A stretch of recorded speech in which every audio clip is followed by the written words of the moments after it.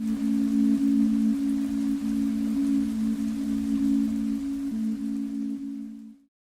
ephemerality of my occupation is one to admire. Am I a historian or a geographer? Who knows?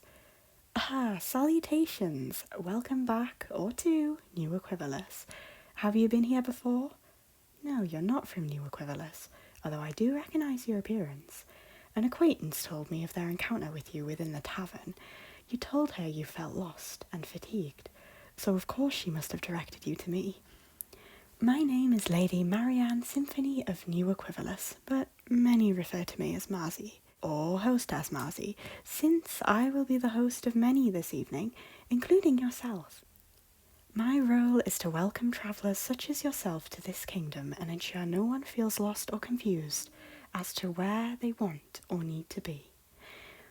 This is my office where I work, and I also do commission work for illustration. Pronouns are she, her, I don't mind they, them. I'm a Capricorn, I'm biromantic, asexual, and I'm definitely not Australian. Come, sit. You are exhausted. Admittedly, the hill to the palace does take a lot out of you. We need some time to rest. I need some time to catch my breath. Allegorically.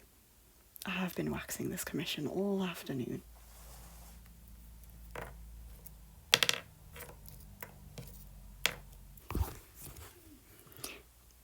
Your hand is shaking. Place it on my counter. Here. Sometimes it's hard to stop shaking. Anxiety and fear is like ice. Your hand is safe under mine. Apologies, it's covered in dry ink. Now your foot is shaking. I'll start a fire for you.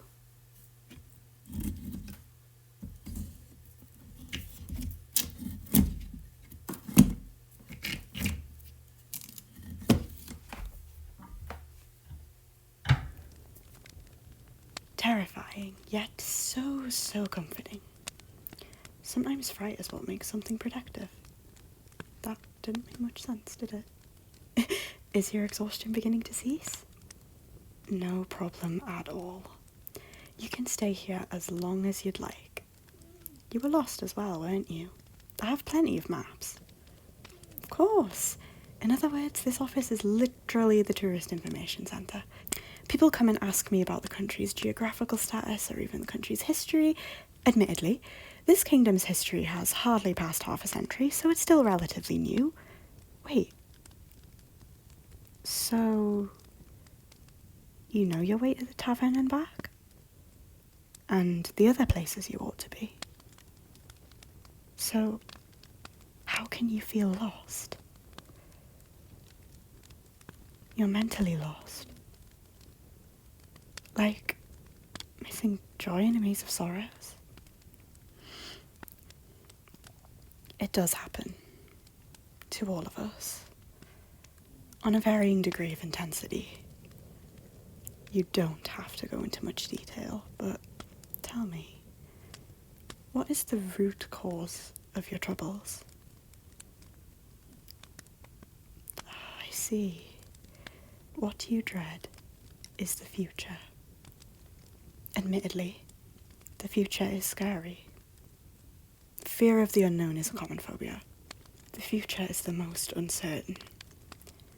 Just as the afterlife or the dawn after. Admittedly, there are some things we can control within our future, but other things we can't. Someone wise once spoke of the futility of worrying about things out of our reach. If it's not our responsibility, why worry? Of course, there are many things out of our reach that will affect us, but if we can't control it, then why should we worry for a fate that we'll never be able to change? We're adaptable. Not in all situations, you're right, but there's always two ways over. Adaptation, prevention. There will be a way over this, and the terrible thoughts will pass. Just think, can you control it? Well, how much will it affect you? A lot, you say. Now, will it still matter in 10 seconds? Probably. 10 minutes? 10 hours? 10 days? 10 months? 10 years?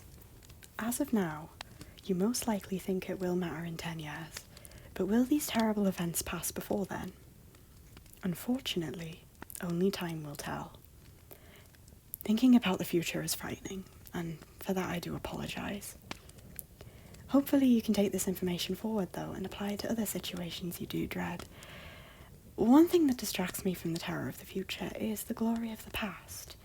Think of what achievements you've made in the preceding years. The beauty and simplicity of youth and childhood, your happiest memories, times that were truly living in the moment, and time seemed as non-existent. Of course, for a lot of people, the past is not something that brings joy. Of course, nostalgia is both beauty and pain all at once, being the most heartwarming yet heartbreaking emotion of them all. Nostalgia is powerful, but not everyone can feel it. For some, it's due to a lack of joy within memories. I'll mention this no more. We've acknowledged the future is frightening and the past lacks pleasure, but sometimes the present is all we need to calm our anxieties. There may not be much in this chamber, just you and me, the gentle fire, the counter and everything on it, the shelves behind us containing all a traveller would need, and that one loose piece of ceiling that could fall at any minute. I sometimes like to stand under it, just because I like standing in that corner. If it falls on me, I could sue Aaron for millions. That gentleman is loaded. Either way, we have the window to your left. It watches over the entirety of the near kingdom. Tell me what you see. It is, and the street lamps are on. There's a little bit of misty rain, and I see Lola, Naya, and Magenta are taking shelter in the bakery. I know Mrs. Baker knows every single one of their favourite orders by now. Yes, they are the princesses of this kingdom, always out in town together despite Aaron's curfew. Duke Aaron is Princess Lola's father. He's in charge of law and crime in this country, so it must be very unfortunate having him as a father. At least Lola's mother isn't as strict. Duchess Fleur, as she's now known, looks after the animals in the kingdom, such as the woodchucks, the shrews, and the sugar gliders. I know not if she can talk to animals or just simply empathise with them, but it remains a true talent on her part. Speaking of talent, being Sergeant Major and the leader of the Crusades, who but King Centurion could pull a sword from a stone? Well, Queen Crimson, of course. A sorceress as powerful as her could easily melt the stone in order to obtain the sword. Naya is following her mother's footsteps of magic by studying alchemy like Magenta follows her father in regards to his success in chivalry. Here they are now, with Lola as well, wondering what treats they have acquired today. See the rain as it begins to fare, bringing ease to the outside by not causing a flood and preventing drought. The rain is calming to some. For me, not so much. I prefer the silence of the sun. I think Lola and her friends are returning to the castle as we speak. It is almost past Aaron's curfew. They may take a while though due to their urge to greet everyone on the street. Alas, it isn't their fault of the friendliness of the citizens here. As a kingdom that endeavours to embrace the goodness in diversity and inclusivity, we're not at all surprised by the overall kindness of our citizens. Oppression begins from fear or disgust of unfamiliarity. Our morals propose that difference is not at all a threat, but something that should be welcomed and accepted. No matter our creed, ethnicity, sexuality, gender, status, or whatever else that makes us what we are, we're all welcome. Unless they're a bad person, then that is very serious and can lead to exclusion and isolation of them. We want this place to be safe for all and sundry to thrive. Someone wise once said that forgiveness lies inside repentance, which promises fulfillment, and to that I say huzzah, because this is what our kingdom strives for. If one is to regret of the harm they had done, and acknowledge the goodness in morality, then by all means they will be welcome in our kingdom. Is a lack of these principles the cause of your trouble back at home? Unfortunately, there isn't much I can do, especially from here. A noble woman I am, but in a patriarchal society like your own, it doesn't do much. Admittedly, as individuals, we cannot do much, but united we can convert our thoughts to words. I stand with you. Your land is far from perfect, and there is a lot to aspire for, but you will get there. Yes, my country seems perfect, but it wasn't always like this. I'd like to think of it as a colony. It began as an isolated land of forests and fields. Very rare inhabitants, only animals. As soon as conflict between North and South Equivalis was anticipated, a civilization and sanctuary was established here, and with the unfortunate outcome of the prediction coming true, New Equivalis's history began as refugees came hither. We have always been a matriarchal society due to the initial rulers being two queens, and of course my aforementioned sister, Queen Crimson, beginning her rule after their departure. With this, there is no doubt that oppression still occurs within this land, past, present, and future. But on the whole, we have achieved what we had always sought. You're always welcome hither. Bring your friends, your family. There's plenty of space in our taverns, even plenty of new housing. This is a safe space for everyone to thrive. A sanctuary for all neighbouring countries in their time of need. We'll always be here for you.